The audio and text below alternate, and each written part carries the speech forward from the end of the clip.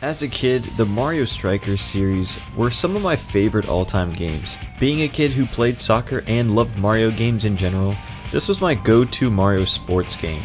And on top of that, the game was easy to pick up and it was just fun as hell. There was this energy about the game that was just so captivating at the time. And it had this gritty, highly stylized vibe that brought so much life into this little GameCube game. The characters were so intense and brutal at times, and it really set it apart from the other bright and sunshiny Mario games. Mario Strikers Charged came out in 2007, a few years later, but after that it was radio silence, and as the years went by, it was pretty clear that we were never getting another Mario Strikers sequel.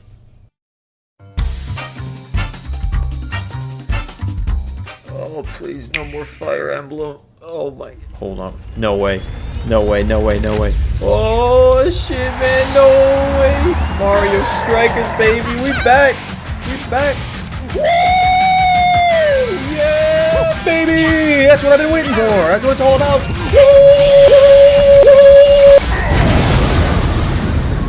Woo! So, yep. After 15 years, we are getting Mario Strikers Battle League, the third Mario Strikers game. And of course I got the game when it released this past week, and I've had a few days playing it, so let's go ahead and answer the question, does Mario Strikers Battle League live up to the originals?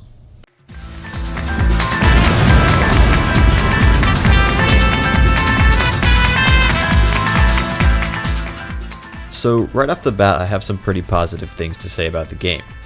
First of all, the gameplay itself is super crispy and feels great on the Switch. The animations are amazing and still have a lot of that Strikers character that we know and love. The new Hyper Strikes mechanic are a fun evolution of what we saw in Charged, and it feels a little more balanced this time because an item orb will drop neutral field and both teams will have an opportunity to grab it, and then from there you'll have 20 seconds to execute a hypercharge. Along with other balance changes, the items do feel a little bit less spammy, as well as a smaller item pool, which some might take as a negative, but personally, items like the Chain Chomp in previous games were just super annoying and cause a lot of destruction around the map, which was really disruptive to gameplay. Another pretty cool feature is that individual characters now have attributes such as speed, strength, and shooting ability. So for example, Peach is a high speed, low strength character, and if she tries to slide tackle a character like Bowser, it will not be as effective as if Bowser were to slide tackle Peach. But however, there is a way around this with a new charge slide tackle ability where any character can tackle any character. And if this sounds frustrating to you, the new gear system is pretty great because it allows you to correct the strengths and weaknesses of a specific character to tune them to the exact playstyle you like. So if you'd like Princess Peach to be an absolute tank, you can kit her out with the exact gear to make her just like Bowser but even better. And on that note, the coins are really easy to get, so it doesn't feel like there's anything nefarious going on behind the scenes with microtransactions or ways to get you to buy these coins to buy the gear. It's almost just like a mini progression system in a way. And finally, from a gameplay perspective, they have added a lot more advanced techniques such as free passes where you can aim the ball specifically to open space.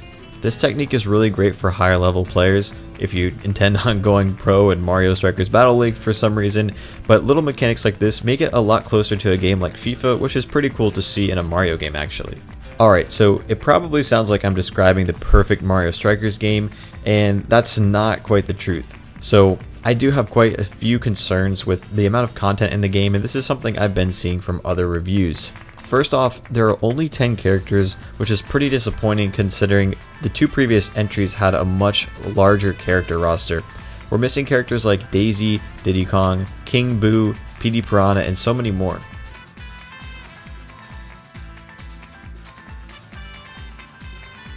Moving on with the lack of content, there are only 5 maps, and at that, there are only really visual skins that you see in the background compared to what we saw in Charged, where the individual courses will have like some game altering effects, and I know some people thought this was annoying, but I think it did add a little bit of variety to the different maps. Like there was that lava one where I think instead of knocking people into the electric walls, they would just fly off the map, which was hilarious.